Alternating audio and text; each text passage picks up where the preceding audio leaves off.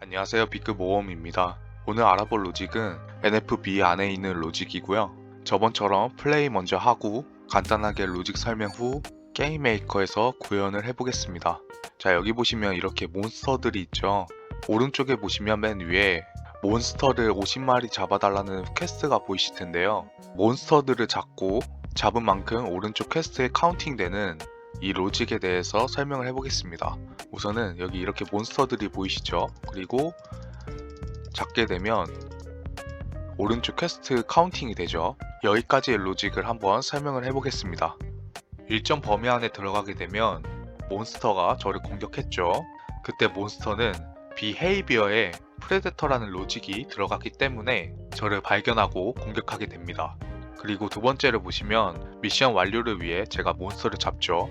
몬스터에 헬스라는 피통이 있기 때문에 제가 그 피통을 다 없애게 되면 몬스터가 죽게 되는 겁니다. 그래서 몬스터를 잡는 순간 퀘스트 숫자가 카운팅이 됐죠. 룰스라는 카테고리에서 몬스터를 잡는 순간 카운팅이 되는 퀘스트를 만들어 줄 겁니다. 자, 이렇게 게임 메이커 화면에 들어와 주시면 제일 먼저 해야 할 게 있죠. 로직에 들어갈 S부터 준비해 주셔야 합니다. 밑에 보시면 점 많은 곳을 클릭 후 위로 드래그 해주시면 자신이 사용할 수 있는 에셋들을 모여있는 창을 여실 수가 있는데요. 왼쪽 위에 보시면 검색창이 있습니다. 검색창에 W5만 검색을 해주세요. 검색을 해주시면 관련된 에셋들이 나오실 텐데 오른쪽 끝에 보시면 그레이 울프라고 있죠. 이 울프를 클릭 후 드래그해서 원하시는 번호에다가 놔주시면 되는데 저는 1번에다가 놓겠습니다. 혹시 다른 에셋으로 몬스터를 표현하고 싶으시다면 원하시는 에셋을 검색창에서 찾아서 아까처럼 클릭 후 드래그를 해주시면 됩니다. 에셋의 모양은 중요하지 않아요. 그래서 이렇게 세팅을 해주시고 이 점 많은 곳을 다시 클릭 후 아래로 드래그를 해줍니다. 오늘은 몬스터만 표현하면 되기 때문에 에셋 준비는 끝났습니다. 지금부터 에셋을 배치해 볼게요. 키보드 1번을 클릭 후 아까 준비한 울프 에셋을 바닥 위에 클릭을 해줍니다. 그리고 키보드 P키를 눌러서 이 울프 에셋을 클릭 후 키보드 5키를 눌러줍니다. 이 키보드 5키는 에셋을 회전시킬 수 있는 조작 키입니다. 그래서 이 초록색 선을 클릭 후 키보드 Shift를 같이 눌러주세요. 왼쪽으로 돌려주시면 45도 각도로 에셋이 회전이 됩니다. 정면을 바라보게 세팅을 해주시고 지금부터는 첫 번째 과정을 시작해 볼게요. 이 에셋을 클릭을 해주시면 오른쪽 카테고리가 활성화가 됩니다. 이 오른쪽 카테고리는 로직을 넣을 수 있는 공간입니다. 기본적으로 세팅되어 있는 로직들이 보이실 텐데 현재 에셋 스포너가 들어가 있죠. 여기 밑에 보시면 Edit Logic이라고 있습니다. 여기를 클릭 후 Behavior 아래에 있는 에셋 스포너를 클릭 후 None으로 바꿔주세요. Behavior와 컴포넌트가 아무것도 없는 상태로 세팅을 해주신 뒤 지금부터 첫 번째 과정인 Predator라는 로직을 넣어줄 겁니다. Behavior에 있는 None을 클릭 후 스크롤을 아래로 내려보시면 Predator라는 로직이 보이시죠? 이 Predator를 클릭을 해줍니다. 이렇게 클릭을 해주시면 앞으로 이 에셋엔 Predator라는 Behavior가 들어가 있는 거예요.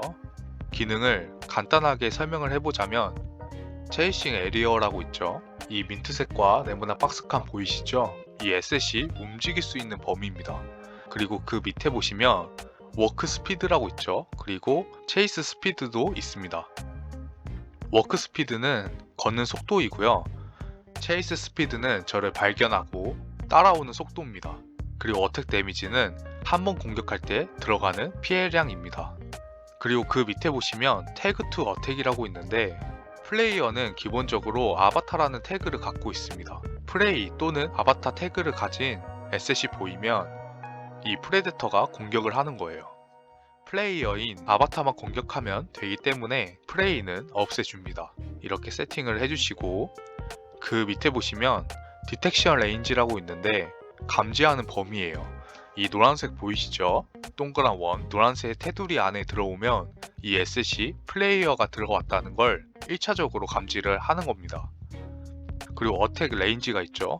이 빨간색 동그라미인데 이 범위 안에 들어올 때에만 이 에셋이 저를 공격하게 되는 기능입니다.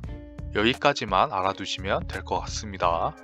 자, 이렇게 세팅을 해주시고 스크롤을 내려보시면 컴포넌트에 헬스라고 있습니다. 프레데터를 설정을 해주시면 기본적으로 설정되는 게 헬스예요. 이 헬스가 있어야지만 피통이 생기는 겁니다. 이 피통이 없어지게 되면 이 에셋이 죽게 되는 구조죠. 프레데터를 설정해 주시면 헬스라는 컴포넌트는 기본적으로 세팅이 됩니다. 컴포넌트의 헬스를 간단하게 설명을 해보겠습니다. 맨 위에 있는 헬스는 50이라는 피통을 갖고 있는 겁니다. 데스 이벤트라고 있는데 여기 디스토리 클릭을 해주시면 리셋, 리스폰투 태그, 게임 오버라고 여러가지 카테고리가 있습니다.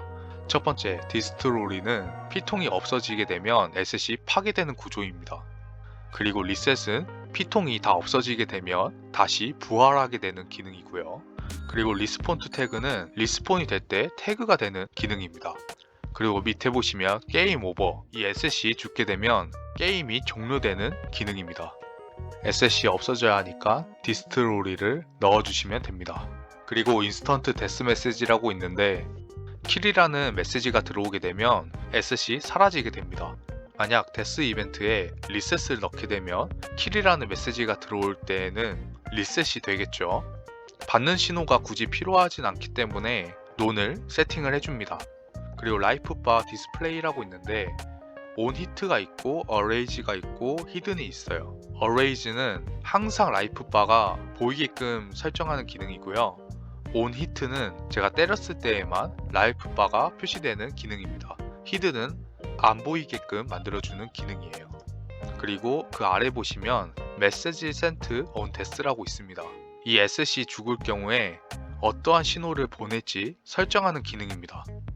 그리고 send to 태그가 있죠. 여기에 태그를 넣어준 에셋에게 메시지를 보내게 되는 겁니다. 메시지 기능은 전부 다 논으로 넣어주시면 됩니다.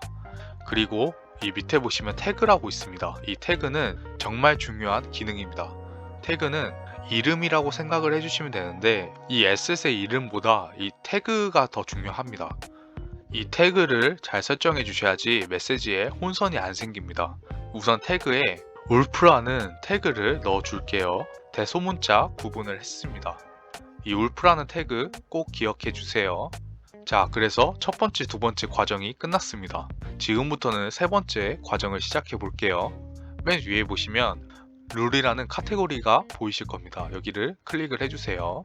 클릭을 해주시면 두 번째 퀘스트가 있습니다. 이 퀘스트 옆에 초록색으로 활성화를 시켜주세요. 그리고 Add 퀘스트를 눌러주시면 지금부터 퀘스트를 만들 수가 있는데 차례대로 설명을 해보겠습니다. 맨 위에는 퀘스트 이름을 설정하는 기능이고요. 그리고 두 번째는 내용을 설정하는 기능입니다. 그리고 첫 번째 얼락 퀘스트라고 있죠. 그리고 두 번째 런치 퀘스트라고 있습니다. 그리고 둘 다 오토 얼락이 있고 requires message라는 기능이 있습니다. 오토 얼락은 말 그대로 자동으로 퀘스트가 열리게끔 만들어주는 기능이고요. 두 번째 기능은 특정 메시지가 들어올 경우에만 퀘스트가 열리게 되는 기능입니다. 그런데 오토 얼락 퀘스트와 런치 퀘스트의 차이점이 구별이 어려우실 겁니다.